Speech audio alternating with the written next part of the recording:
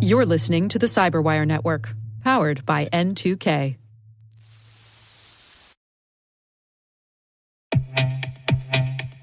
Our sponsor, Collide, has some big news. If you're an Okta user, they can get your entire fleet up to 100% compliance. How?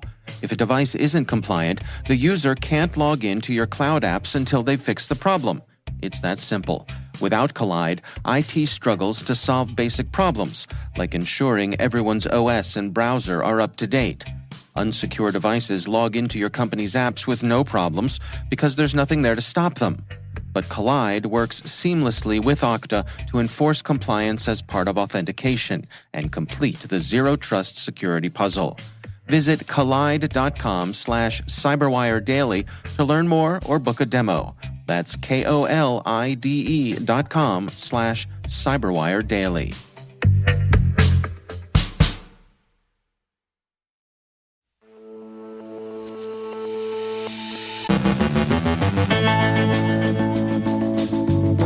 The DPRK threat actor Kimsuky uses a Chrome extension to exfiltrate emails, while ScarCruft prospects South Korean organizations.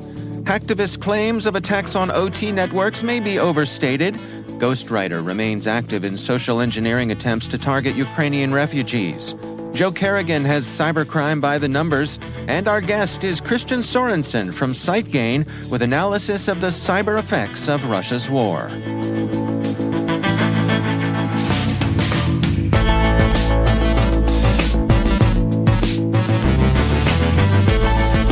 From the CyberWire studios at Data Tribe, I'm Dave Bittner with your CyberWire summary for Thursday, March 23rd, 2023.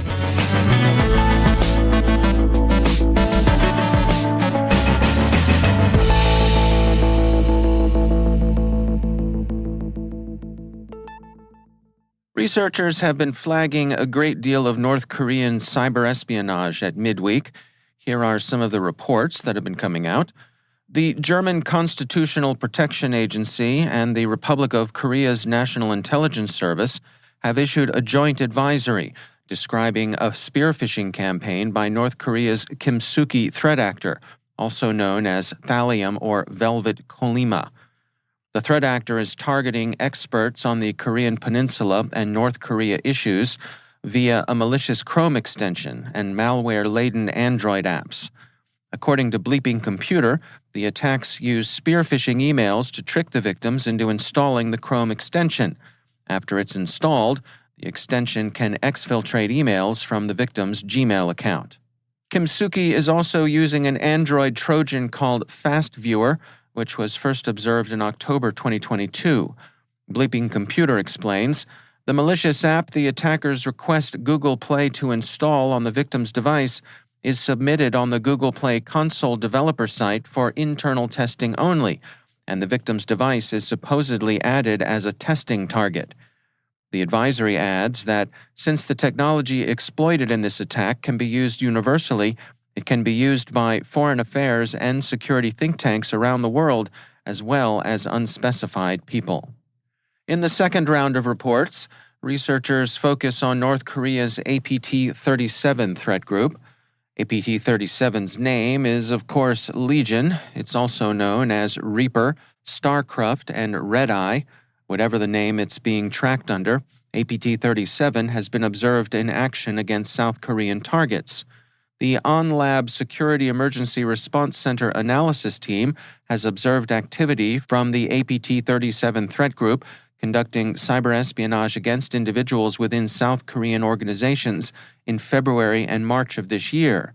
Researchers from Sequoia report that the group distributes the Chinato PowerShell-based backdoor, which gives the actors fully fledged capabilities to control and exfiltrate sensitive information from the victims.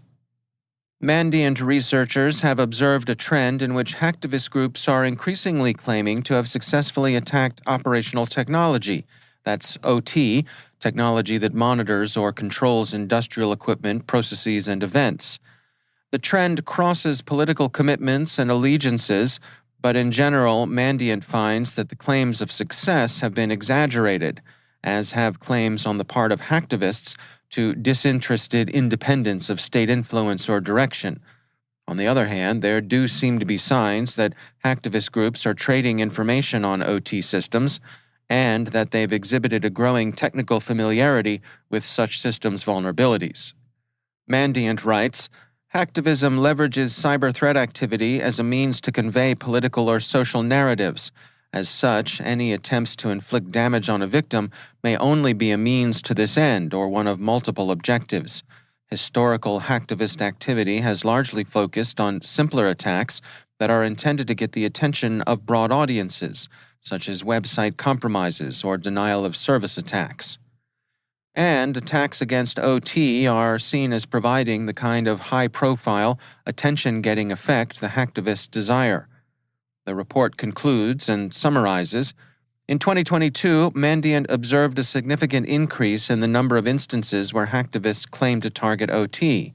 While we observed activity across different regions, most of these cases were conducted by actors that have mobilized surrounding the Russian invasion of Ukraine. The implication of this is that the increase in hacktivism activity targeting OT may not necessarily become consistent over time. However, it does illustrate that during political, military, or social events, OT defenders face a heightened risk." The Ghostwriter threat group, which has specialized in influence through impersonation, has resumed a campaign in which bogus emails misrepresenting themselves as originating with the governments of Latvia, Lithuania, or Poland are hitting the inboxes of organizations working with and on behalf of Ukrainian refugees.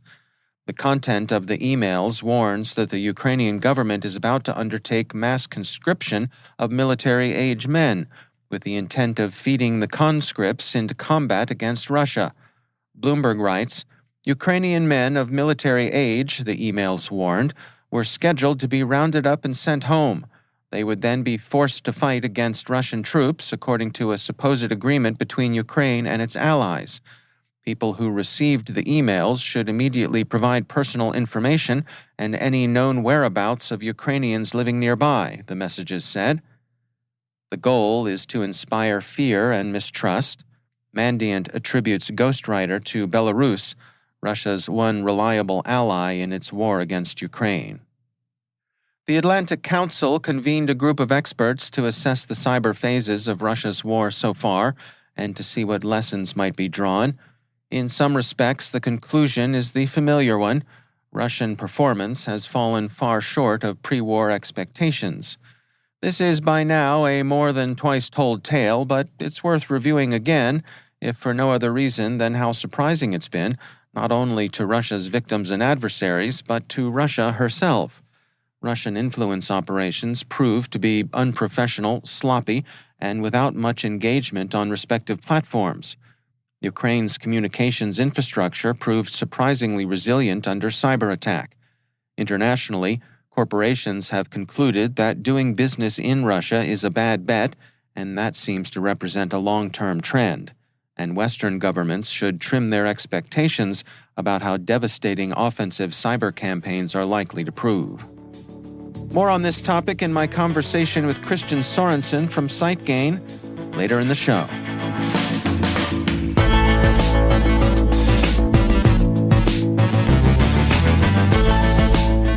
Coming up after the break, Joe Kerrigan has cybercrime by the numbers. Our guest is Christian Sorensen from SiteGain with analysis of the cyber effects of Russia's war. Stay with us.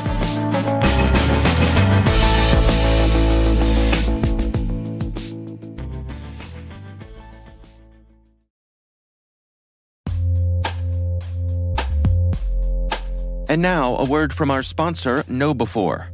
It's all connected, and we're not talking conspiracy theories. When it comes to InfoSec tools, effective integrations can make or break your security stack. The same should be true for security awareness training. KnowBe4, provider of the world's largest library of security awareness training, provides a way to integrate your existing security stack tools to help you strengthen your organization's security culture. KnowBe4's Security Coach uses standard APIs to quickly and easily integrate with your existing security products from vendors like Microsoft, CrowdStrike, and Cisco, 35 vendor integrations and counting. Security Coach analyzes your security stack alerts to identify events related to any risky security behavior from your users. Use this information to set up real-time coaching campaigns targeting risky users based on those events from your network, endpoint, identity, or web security vendors. Then coach your users at the moment the risky behavior occurs, with contextual security tips delivered via Microsoft Teams, Slack, or email. Learn more at knowbefore.com/securitycoach. That's knowbefore.com/securitycoach. And we thank KnowBefore for sponsoring our show.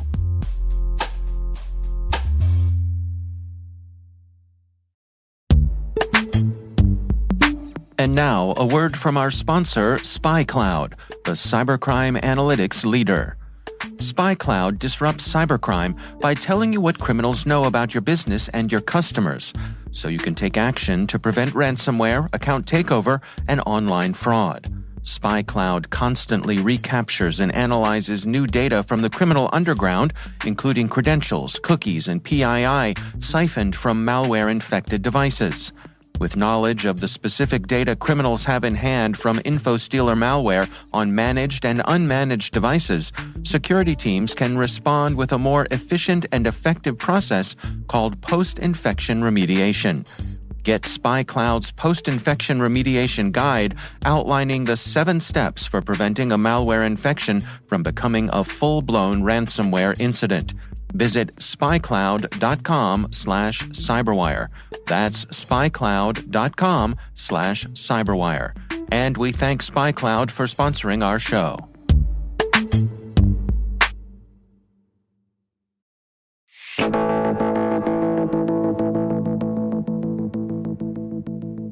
Christian Sorensen is CEO of cybersecurity firm SiteGain and previously served in the U.S. Air Force and with U.S. Cyber Command. I checked in with him for insights on the ongoing conflict in Ukraine and the ongoing perception that when it comes to cyber, Russia continues to underperform. Cyber is just one part of that campaign, and often once you get into a fighting war, it's less applicable. There's just fewer opportunities or harder opportunities to make an impact. And in terms of expectations, has Russia lived up to their reputation or what we expected them to be capable of? I think so far it's fair to say they have not, but it's also fair to say they probably haven't used all of their different techniques. They've certainly focused their efforts on Ukraine. So the larger partner community, alliance community has not generally been affected. So that's certainly by design, but also there may be efforts that are laying in wait. I'm reminded of UK's warning recently or over the last 6 months of pre-positioning for denial of service attacks. So they saw an uptick in preparations and ability to execute those denial of service attacks, but there was not any that were actually conducted as of yet in the UK by Russia. Yeah, it seems as though when it comes to the allies and folks who are supporting Ukraine, that what they've experienced hasn't really risen much beyond the nuisance level. Yeah, that's correct. And you're seeing kind of hacktivists and traditional or normal criminal activity. And that's probably one of the lessons that we've seen is it's pretty hard to make tactical impacts in a fighting war or a kinetic war via cyber means. Much more useful for espionage, for strategic efforts, and traditional criminal efforts, as opposed to really direct battlefield contributions. Is there anything that is surprising that we've learned from this war when it comes to cyber? I think the fact, going back to your first question, there hasn't been as big of an impact has been surprising. The fact that there's deployed defenders and a lot of partnership with Ukraine to prepare, right? To prepare for known techniques And then when something new or novel does come up, it's localized, right? It's effective in one place or a few places, but then that intelligence of here's what happens, here's how to defend against it is shared quickly. And then other areas are then ready for it and prepared for it. So it doesn't spread. And that's been surprising too. Oftentimes the defenders are not as responsive or ready for those attacks. So those preparation activities have seemed to have paid off. And what are the lessons that nations can take from this in terms of preparing their own defenses or even their offensive capabilities? Yeah, let me handle that in two different answers. So on the defensive side, it really comes down to preparation. We know the techniques that are being used, not only in this war, but often. And it's incumbent upon defenders to practice against those, to be ready to defend against those, and not just patch, but know that you're ready to defend against the techniques that are coming your way. And then share intelligence. If something new happens, right, you're going to make corrections, but other people should benefit from that insight. And then on the offensive side, it really comes down to taking stock of what you really have in terms of capabilities and where those capabilities could make the most impact, and knowing what that is. You don't have to know, or you don't have to let the potential adversaries know what that is, but cyber seems to be a long game, right, where espionage really matters. The U.S. had great insights into what Russia was planning. Where those insights came from, cyber probably contributed to that. But where it can make the most impact has to be weighed carefully and then used wisely. And based on what we've seen over the past year or so, how do you think that informs what we might be in for in the immediate future as you look toward the horizon? So I think it's important to recognize we don't know everything yet as far as the techniques that could be used, the pre-positioning that has already been accomplished.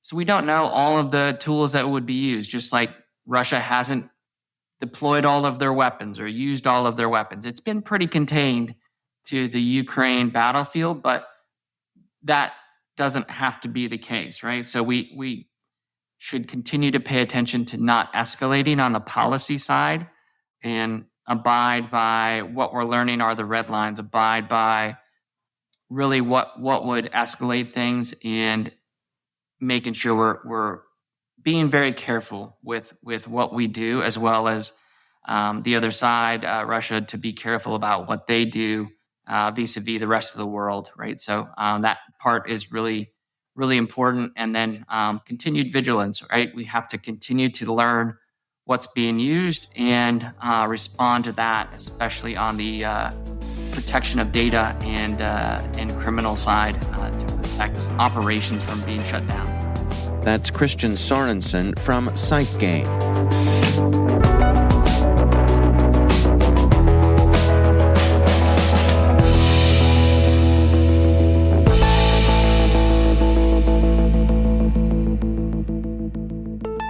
And joining me once again is Joe Kerrigan. He is from Harbor Labs and the Johns Hopkins University Information Security Institute, and also my co-host over on the Hacking Humans podcast. Hello, Joe. Hi, Dave. This article caught my eye, written by our buddy across the pond, Graham Cluley. Yes, he wrote this for the Bitdefender blog, and it's titled, FBI reveals that more money is lost to investment fraud than ransomware and business email compromise combined.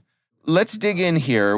Unpack what Graham is laying out here for us. So what Graham is talking about is this is a report from the Internet Crime Complaint Center, the IC3, Yep. which is, I think, run by the FBI here Yep. in the United States. Yep. And they have a chart of investment losses reported to the IC3. Now, mind you, these are losses reported to the IC3. Mm-hmm. These are not losses as a total. Right. But in 2021, losses were just under $1.5 million. That's in total investment fraud, and that includes $1.5 billion. Sorry, 1.5 billion with a B. Right. My apologies. And that includes almost $1 billion with another B in crypto investment fraud. Okay. Now, that fraud in 2022 jumps to a total of almost $3.5 billion. Wow. With crypto topping more than $2.5 billion in fraud. Wow. So it's obvious that cryptocurrency fraud is the lion's share of this. Other portions are actually real money fraud, where they're taking fiat currency that is actually all you need to do is launder it. Yeah. And I'll bet at some point in time that involves buying cryptocurrency. But really, there's another table in here that's really interesting about the victim losses by crime type. And it has investment fraud at $3.3 billion.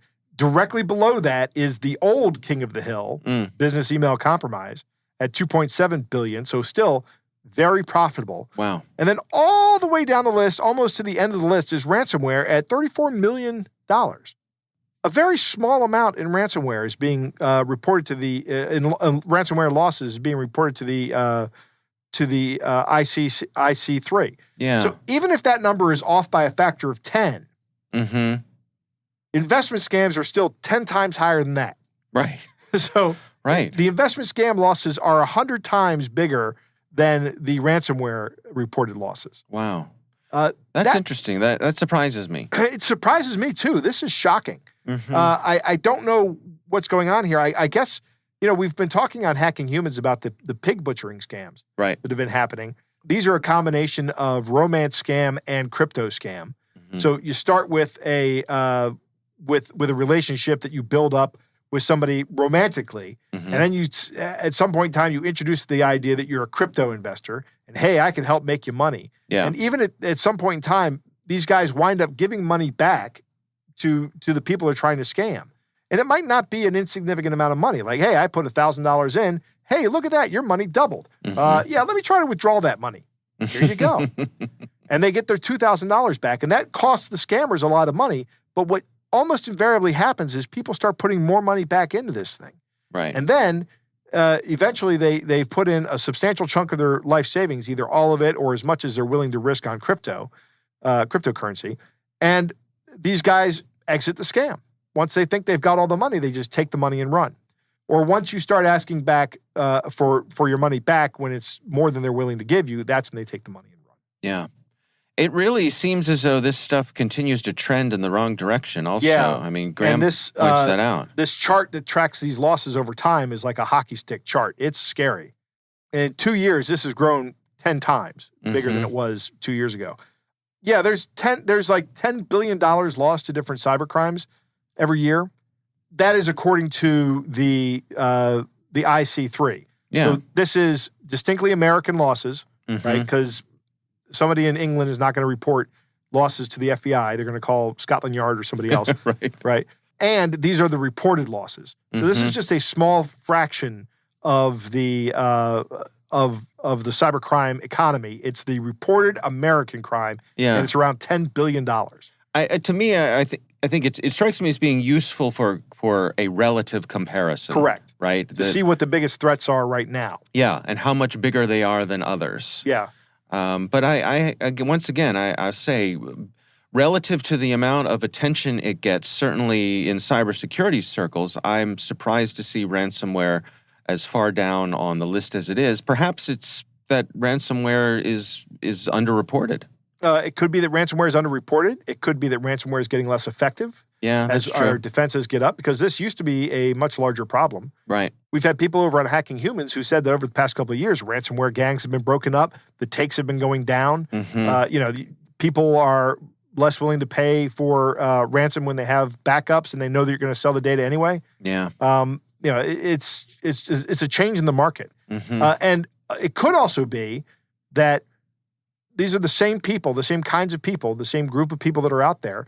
They're changing their business models. They're moving away from ransomware to something that lets them do crypto scamming. Because that's, as many tools as we have out there for blockchain tracing, I still think that moving money around cryptocurrency blockchains and putting them into anonymizing blockchains like Monero or Zcash or Bitcoin Z, those all have the capability of anonymizing the transactions with varying degrees of security. Yeah. But I I think that's still a great way to launder money from the criminal perspective. Is just jumping them around. Yeah. All right. Well, again, this is over on the Bitdefender blog. Graham Cluley wrote it, and it's titled FBI Reveals That More Money Is Lost to Investment Fraud Than Ransomware and Business Email Compromise Combined. Joe Kerrigan, thanks for joining us. It's my pleasure, Dave.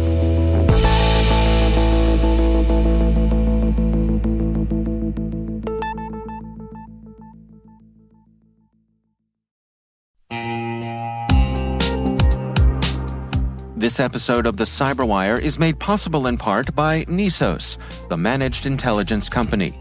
At Nisos, they help enterprise businesses achieve better risk insights and outcomes by delivering threat intelligence as a managed service. At Nisos, you can rely on their people, process, and technology to help you control costs while improving your defenses. They help you respond to threats faster and more effectively through assessments, monitoring, and investigations. Learn more about Nisos at nisos.com/cyberwire. That's nisos.com/cyberwire.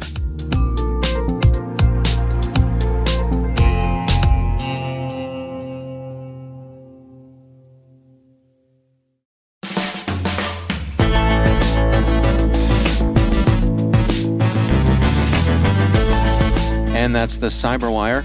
For links to all of today's stories, check out our daily briefing at thecyberwire.com. The CyberWire podcast is a production of N2K Networks, proudly produced in Maryland out of the startup studios of Data Tribe, where they're co-building the next generation of cybersecurity teams and technologies. This episode was produced by Liz Irvin and senior producer Jennifer Iben. Our mixer is Trey Hester, with original music by Elliot Peltzman. The show was written by John Petrick. Our executive editor is Peter Kilpie, and I'm Dave Bittner. Thanks for listening. We'll see you back here tomorrow.